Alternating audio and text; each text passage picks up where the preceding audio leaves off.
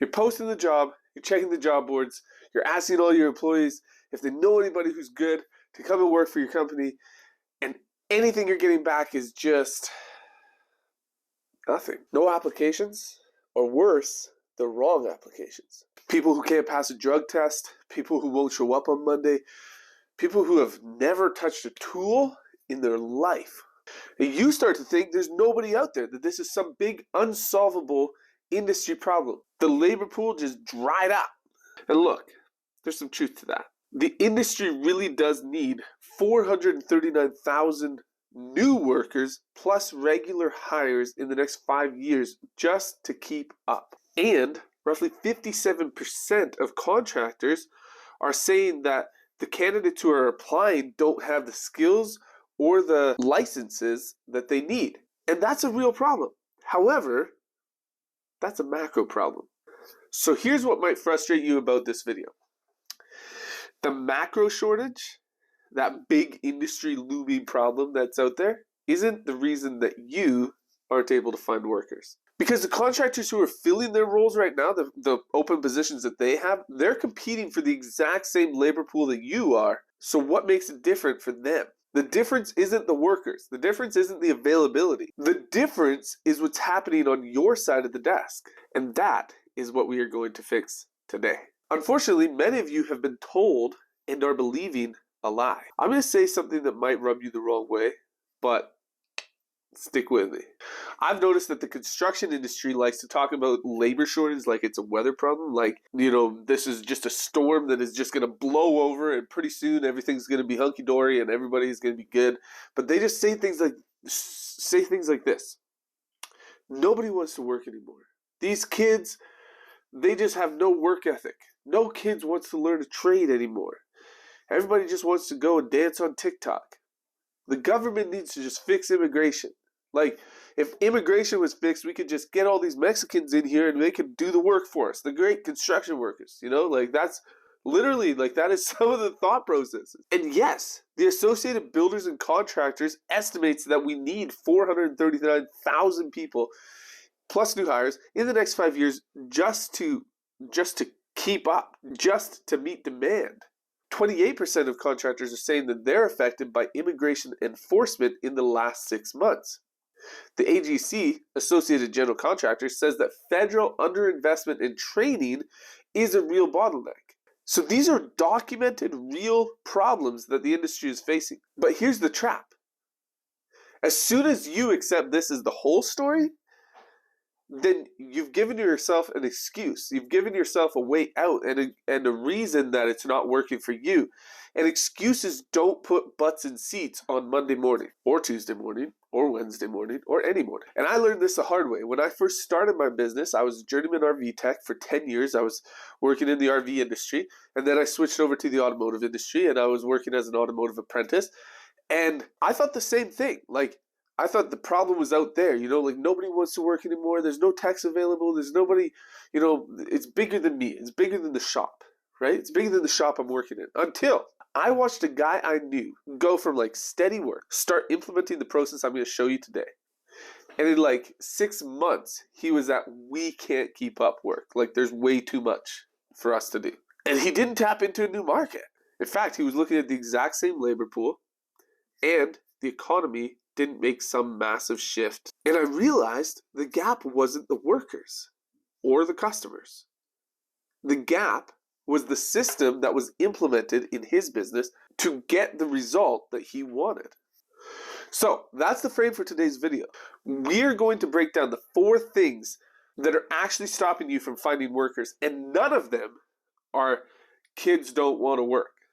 Reason number 1, your job post is invisible. This one's going to sting a little. Most construction job postings are, actually most job postings in general, I've looked at a lot of them, are written for the owner and not the applicant. So they read like an internal email, they read like, they're super vague on pay, they're really light on details. They talk more about like the description of the job rather than what's in it for the employee or for the potential employee. They're talking about like all of the qualifications that you have to have. And although that stuff is important, it's not the most important. And some of them come up with like super vague titles, right? And the data backs this up. According to industry recruiting sources, the most common reasons job postings get 0 applicants are vague titles. In other words, they don't match how people actually search, which means that you don't know your employees. You don't even know what your job is. They're missing the basics. The basics like pay range, location, employment type. They're burying the selling points. I'm not talking about the job description. I'm talking about the benefits, the growth opportunities, the company, the workplace culture. The things that actually matter are tucked at the bottom or non-existent at all, and nobody gets to see them. And number 4 is the hard applications. It's 5-page forms that ask for your resume, your cover letter, your references, your mother's maiden name, your wife's name, your children, your firstborn's dedication to the cause. All these things. They make it really hard just to apply to the job. But I want you to think about it from the applicant's perspective. So they're on coffee break, scrolling through Facebook, or maybe they're unhappy, they're scrolling through actual job applications, right? And they see a wall of hard-to-read text. There's no pay scale. It's a hard application. There's like a whole bunch of homework. And guess what? They're gone. They're gone 3 seconds in. They're like, nope, that's not for me. So if you post your position like everybody else, then A players are not going to come to your company. You have to make it appealing for them, and that starts with the job post. Reason number 2, you're hiring in one channel. This one I see a lot. Like a contractor will post a job on a job board. They get 3 applicants, 2 are junk, 1 is borderline, and they conclude, nobody's out there. See, nobody's available. Nobody wants it. But that's kind of like opening a restaurant on the back roads where there's no traffic and saying, oh, nobody wants to eat. People don't like to eat. But the reality is you were in the wrong spot. People like to eat. There's people out there, but you were in the wrong spot or you weren't in enough places. The contractors who are filling roles right now are showing up in 5, 10, 15, even 30 plus places at once to get their job posting out there in front of the right people. So they're going to places like company careers pages, job boards, industry-specific job boards, by the way, LinkedIn, Facebook groups. And yes, Facebook groups are a goldmine in today's world. You'd be surprised, but you might be surprised. I don't know, maybe not. Instagram, TikTok, with a real face behind the post. They're just like, hey, we're hiring. Like, come on, get in here and let's apply for this job. Internal referral programs, like paying your existing crew to bring someone in for you, some of their friends who might be looking for a job, or looking for a change. That's even better. Local trade schools and apprenticeship programs. Those are great opportunities as well. Because single channel hiring in today's world is a losing game. Reason number 3, you're hiring out of desperation rather than consistency. And this is the one that nobody wants to admit. The contractors who always have a pipeline of people who are like lined up waiting to work for them, they're hiring when they don't need someone. They're posting even when they've got a full bench. And they're collecting applications even when they're not hiring. Because guess what? When your culture, when your workplace culture is desirable, people will leave their job to come work for you no matter when you reach out for them, when you reach out to them. So you may as well have a qualified list of candidates, potential candidates, ready to go when your position opens up. When you have a new position open up, you need to be ready to take someone on. I have a quick story. This is not part. I wasn't going to tell you this, but I need to tell you this. I was working at a shop, and there was a young lady that came and worked with us, and she wanted to be an electrician. She wanted to get into a certain company. She had applied to it, but there was no openings at the time. And so she's like, okay, well, I got to get a job. So she got a job with us at the RV shop. And she was great. She was an awesome worker. She did fantastic work, and she was fun to be around and all that stuff. And then one day, she's like, yeah, I'm leaving. I was like, what do you mean you're leaving? Like, you've been doing great work. You've been having fun. Like, what's been going on? And she's like, no, I've been waiting for this specific job opening for, I think it was a year.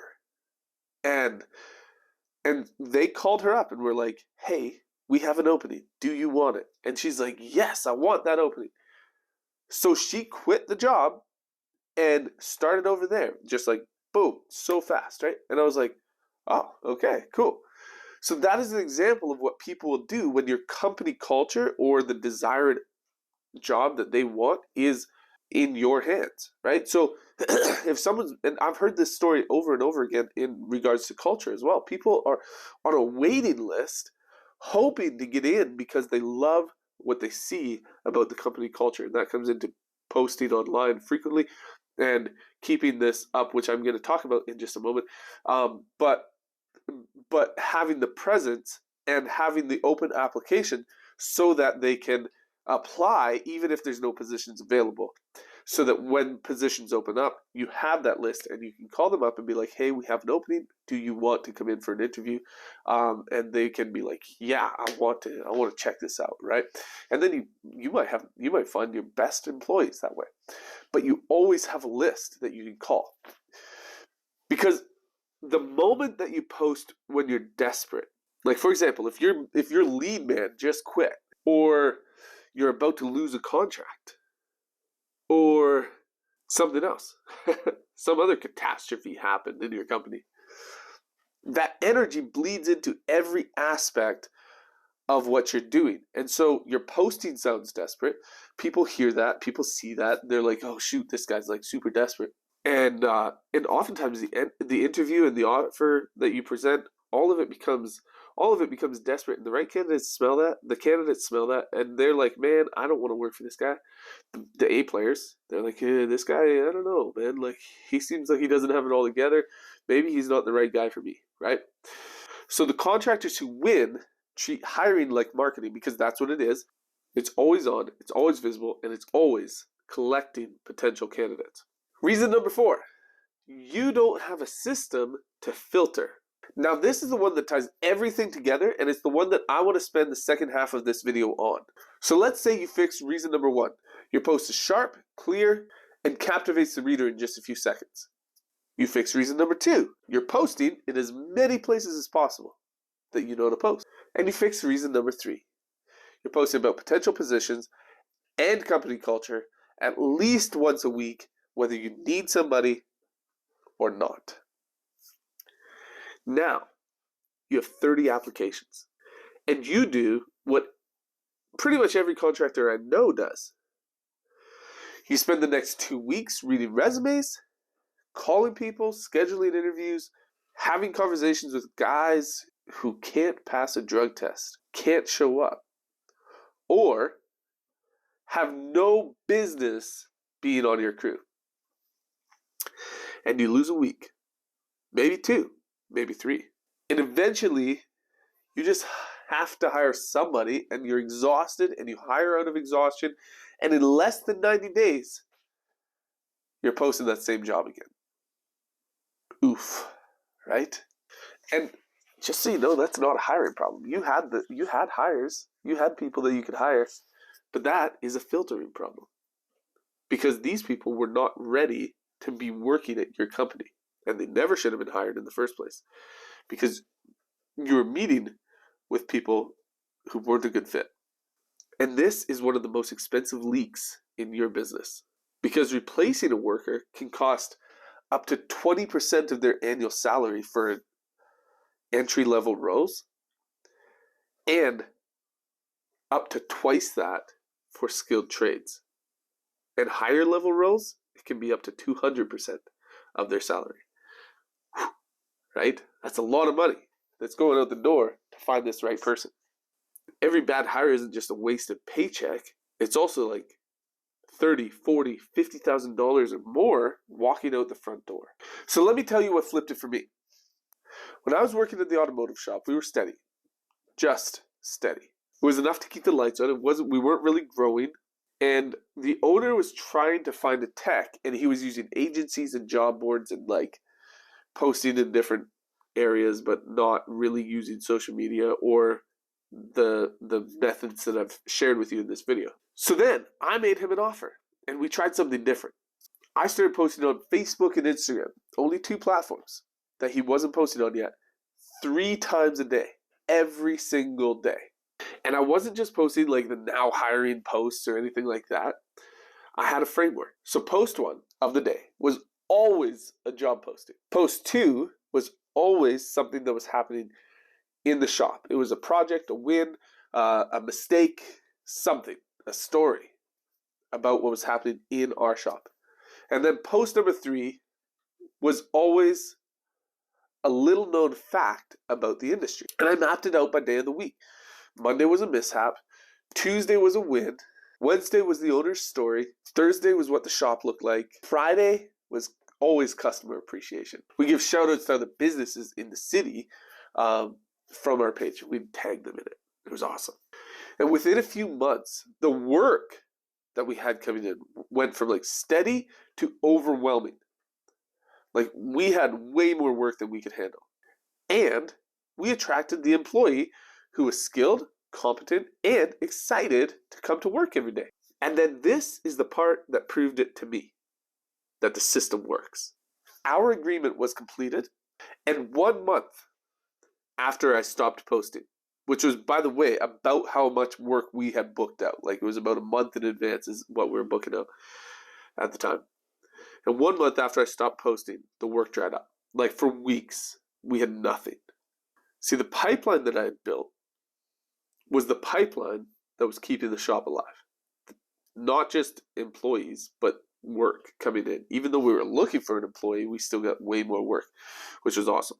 So don't miss this lesson. The lesson is not, like, this is not some magic formula, okay? The lesson is consistency and visibility. Because if people don't know you, they can't buy from you, they can't refer you to their friends, they can't apply to work for you. And that is the lesson that applies to your hiring crew. So let me pull this all together for you.